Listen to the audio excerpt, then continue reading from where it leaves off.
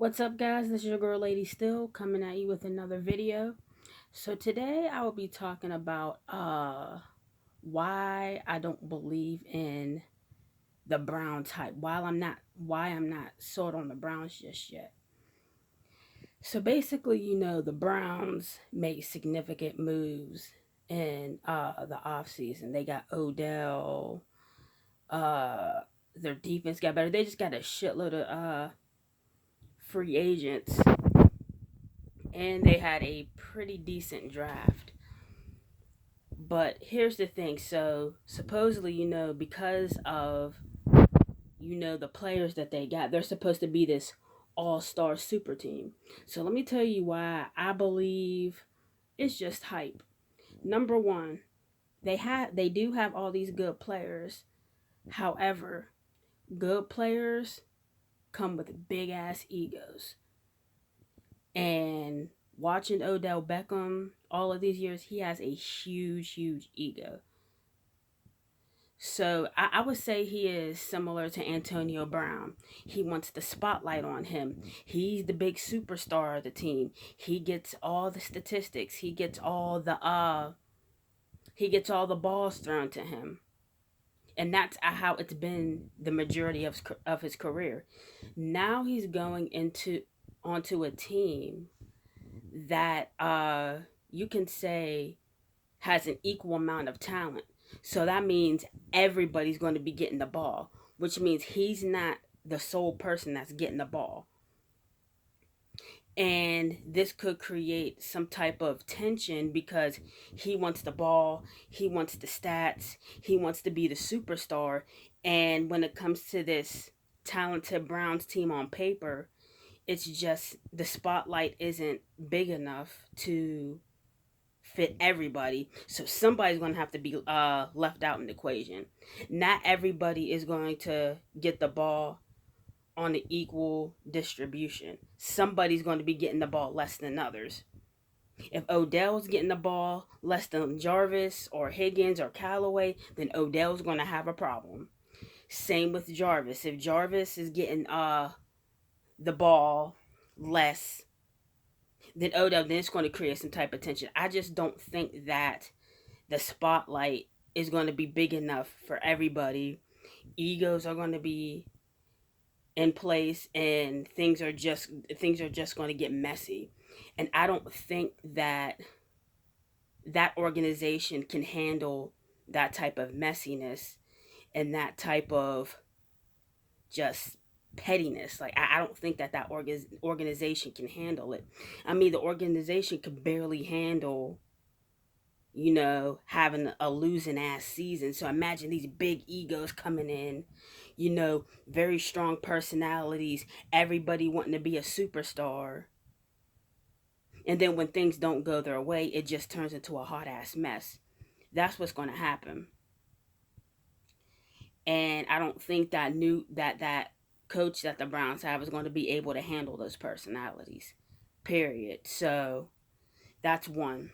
Number two, with every team, at some point they're going to have to go through some type of adversity, go through some type of hunch, go through some type of roadblock.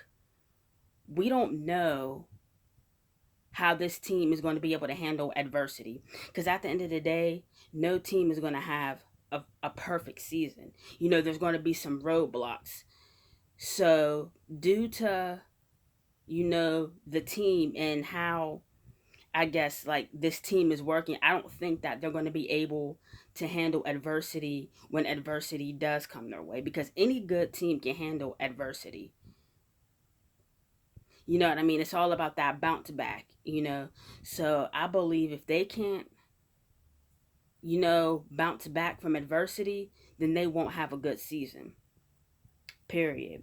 And that's just how it is. They can't. They've proved this Browns organization has proven time and time again that no matter what players they have, they can't handle adversity, because otherwise they'd be getting better. And they think just by signing all these players, that's going to protect the longevity of their success. When meanwhile they might have temporary success, but when it comes to long term, Nah, I don't buy it at all. Literally at all. Number three, the Browns have the Browns have no depth at all. They have a whole bunch of superstars, but who's playing behind them? A bunch of nobodies, a bunch of third and fourth teamers. So let's say if, Odell or Miles Garrett or Baker Mayfield gets injured, they are screwed. Screwed. They don't it's always the mentality the next man up. They don't have no next man up. I've looked at their roster. They have no next man up. This Browns team is a bunch of superstars surrounded by third and fourth and nobodies. So essentially, if one of their all stars gets injured, then their season is a wrap.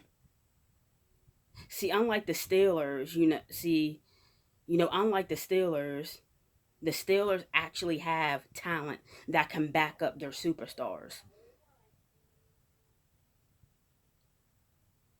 Their positions don't run deep. I would say the linebacker position and maybe the receiver position, but other than that, the Browns really don't have anything behind them. And their O line is whack too. So they got all these superstars. You want to throw to Odell, you want to throw to Jarvis. Okay. But if you don't have an O line to protect the quarterback, then how is the quarterback going to throw to the receiver? They're going to get demolished in the front seven when it comes to the offensive side of the ball. The Browns don't have that good of an O line. And everybody knows that the O line is the heart of the offense. Because if you don't have the O line doesn't protect.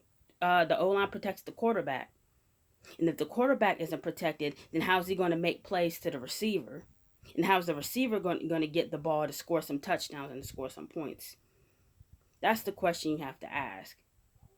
So again, like I said, the Browns have all these damn superstars and nobody behind them to back them up. So the Browns better have a injury free season. They better have an injury free season, because one or two or three injuries, then it's over. They don't have nobody to back them up. These Browns are good on paper, but you just can't look at the players. You have to look at the whole organization.